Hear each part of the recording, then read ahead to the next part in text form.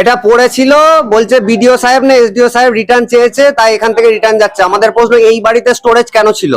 আর ত্রিপল তো ঝড়ের সময় থেকে হয়েছে, ত্রিপল তো ঝড়ের সময় এসেছিল, যাদের বাড়ি উড়ে গেছে বা কিছু যে কারণেই হোক, সরকারি জিনিস এইভাবে বাড়িতে স্টোরেজ ছিল কেন? এটা তো ত্রিপলের গুদাম নয় বা সরকারি গুদাম নয়, তাহলে ছিল কেন? এটা আমাদের প্রশ্ন।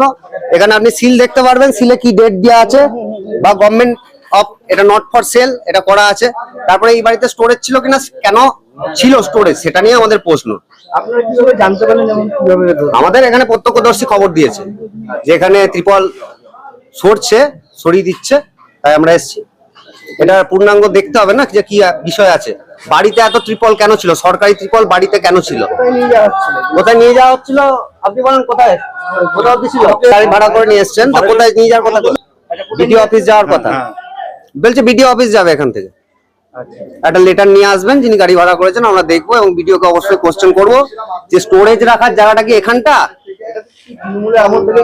অবশ্যই, এটা দেখতে পাচ্ছেন তো, কেউ কেউ তো ডেট দেখে বললো 23 সালের, 2023 সালের মাল এতদিন স্টোরেজ ছিল, হঠাৎ বিডিও সাহেবের মনে পড়েছে এখান থেকে জিনিসটা নিয়ে যাওয়া উচিত।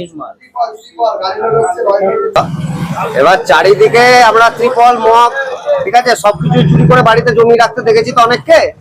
তো এখন ধরা পড়ে যাচ্ছে বলে এখন তাড়াতাড়ি করে সাইড করার পরিকল্পনা চলছে।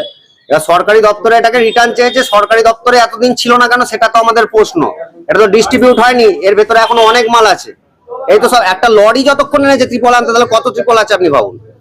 সর্বত্র এরা চুরি ছাড়া কিচ্ছু জানে না।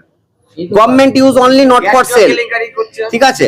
সেই মাল এতদিন ধরে কেন পড়ে আছে? আপনারা দেখলেই দেখতে পাবেন 23 সালের মাল এগুলো। হ্যাঁ, উজ্জ্বল বিশ্বাস প্রাক্তন মন্ত্রী, কারামন্ত্রীও ছিলেন মাঝখানে, ঠিক আছে। এবার কারামন্ত্রীতে জেলের মধ্যে ত্রিপল টাঙাতে হতো কিনা তো আমি জানি না, তার জন্য এনে রেখেছিলেন কিনা, এই হচ্ছে বিষয়।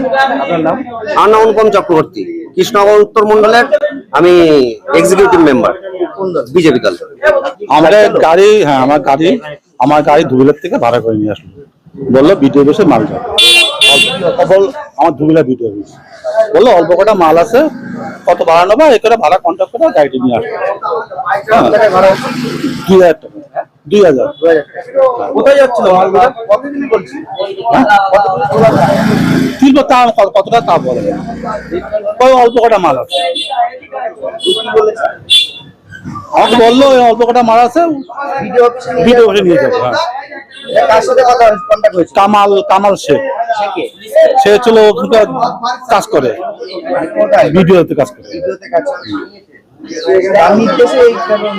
হ্যাঁ, তার নির্দেশে নিয়ে যাচ্ছে।